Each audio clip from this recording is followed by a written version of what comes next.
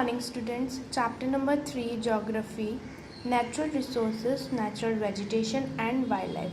First, we will see the meaning of natural. Natural means क्या होता है? प्राकृतिक. Resources means साधन. Vegetation means वनस्पति and wildlife means वन्य जीवन. मतलब कि प्राकृतिक साधन, प्राकृतिक वनस्पति और वन्य जीवन, इसके बारे में हम अपने इस चैप्टर में रीड करेंगे. आपको पता लग गया होगा कि हम क्या रीड करने वाले हैं. All above the word natural vegetation is controlled by the physical environment. पूरे ही संसार में जो नेचुरल वेजिटेशन है फिजिकल एनवायरनमेंट कंट्रोल करता है. Physical environment means land. Physical environment includes land, water, animals, plants and other factors that we are using from the nature in the development of economic growth. Natural vegetation is simply defined as the plants that grow naturally in an area. Natural vegetation को अगर हम define करें तो वो plants जो खुद ब खुद उगते हैं एक गिवन एक सफिशेंट एरिया में. एक एरिया है जिसका टेम्परेचर और उस प्लांट के ग्रोथ के लिए वो टेम्परेचर और वो उस एरिया का मॉइस्चर बिल्कुल ठीक है, तो वहाँ पर हमें फार्मिंग की ज़रूरत नहीं होती है. नेचुरल वेजिटेशन में प्लांट्स जो है खुद से ग्रो करते हैं. The growth of natural vegetation depends upon the climate and relief feature of an area. Natural vegetation के लिए, नेचुरल वेजिटेशन ग्रो होने के लिए उस एरिया का, जिस एरिया पर नेचुरल वेजिटेशन होती है वहाँ का क्लाइमेट जो है और उसका रिलीफ फीचर जो है बहुत ही इंपॉर्टेंट रोल प्ले करते हैं. Natural vegetation and wildlife are the greatest natural resources of the earth. Natural vegetation और वाइल्ड लाइफ वो नेचुरल रिसोर्सेज जो हैं बहुत ही इम्पॉर्टेंट है अर्थ के लिए. तो नेचुरल रिसोर्सेज में क्या इंक्लूड है? नेचुरल वेजिटेशन और वाइल्ड लाइफ. एग्जांपल्स देखते हैं. फॉर एग्जांपल प्लांट्स जो हैं ये नेचुरली ग्रो होते हैं नेचुरल वेजिटेशन में. प्लांट्स जो ग्रो हो रहे हैं ये हमारे किस काम में आते हैं? Plants give us wood that can be used as timber और फायरवुड.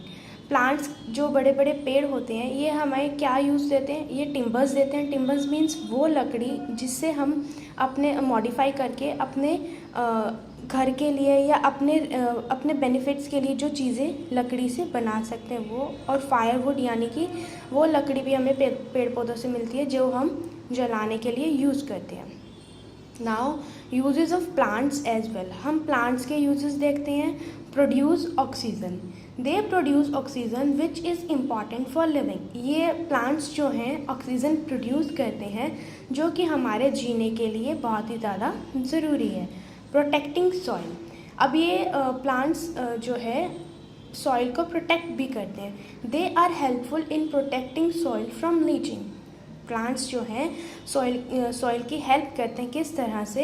लीचिंग से उन्हें बचाते हैं. मीन्स लीचिंग का मतलब होता है कि मिट्टी का पानी के अंदर घुलकर बह जाना. अब हिली एरियाज़ में जब बारिश होती है तो जो हिली एरियाज़ में जो सॉइल है बारिश के साथ साथ बहुत ही तेज़ जब पहाड़ों से पानी गिरता है तो साथ में मिट्टी भी आती है.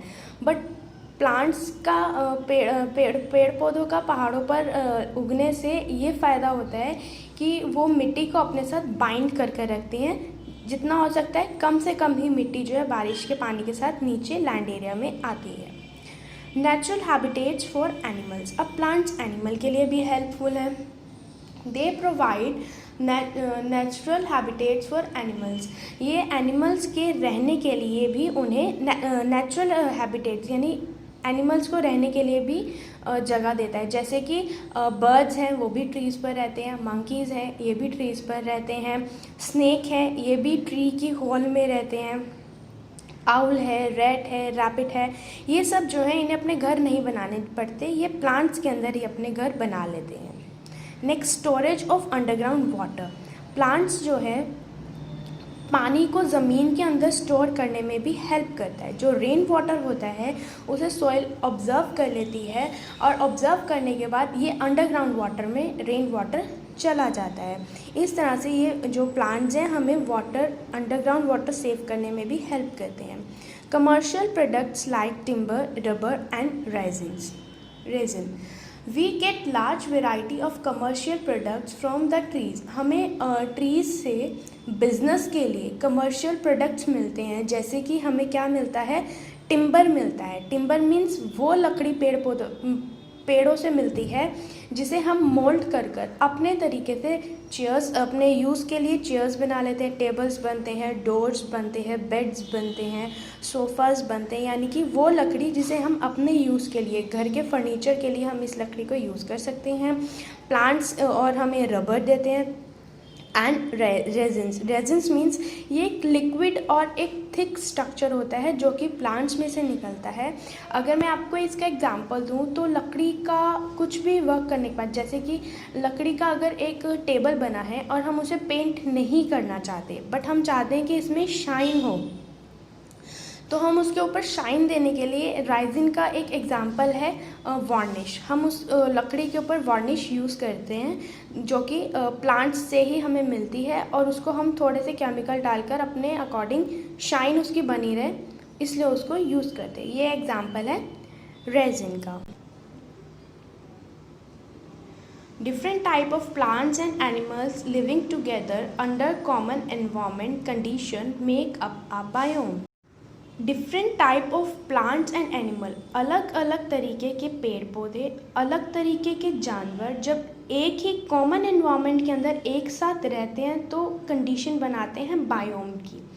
बायोम अगर मैं आपको समझाऊं तो जो आप ये पिक्चर देख रहे हैं इसमें एटमॉस्फेयर बना हुआ है, दैट्स मीन क्लाउड्स हैं, और वहाँ पर एयर भी रहेगी एटमॉस्फेयर में। लिथोस्फेयर है, लैंड एरिया उसको बोलते हैं। हाइड्रोस्फीयर वाटर एरिया बोलते हैं लैंड का। दैट्स मीन ये जो 3 डोमेन्स हैं लैंड के, एटमॉस्फेयर, लिथोस्फीयर एंड हाइड्रोस्फीयर, जब ये तीनों एक ही पॉइंट पर मिलकर एक दूसरे के साथ एक फैक्टर दूसरे फैक्टर पर अफेक्ट करता है और एक दूसरे के लिए यूज़फुल होता है तो वो बनाता है बायोस्फीयर। अगर आप ये वाला पार्ट देखेंगे, तो ये बायोम है, इसको बायोस्फीयर भी बोलते हैं। इसके अंदर एटमॉस्फेयर भी है, क्लाउड्स वाला पार्ट भी है, लिथोस्फीयर भी है, लिथोस्फीयर पे एनिमल है जो एलिफेंट है, हाइड्रोस्फीयर में वाटर है, एक्वेटिक एनिमल्स। जब ये सब एक साथ एक ही कॉमन एनवायरनमेंट में रहते हैं तो उसको बोलते हैं biome. Now distribution of natural vegetation. Natural vegetation तो हमने पढ़ लिया कि नेचुरल वेजिटेशन क्या है। नेचुरल वेजिटेशन वो है जो खुद से उगने वाली चीज़ें होती हैं, खुद से उगने वाले पेड़ पौधे होते हैं।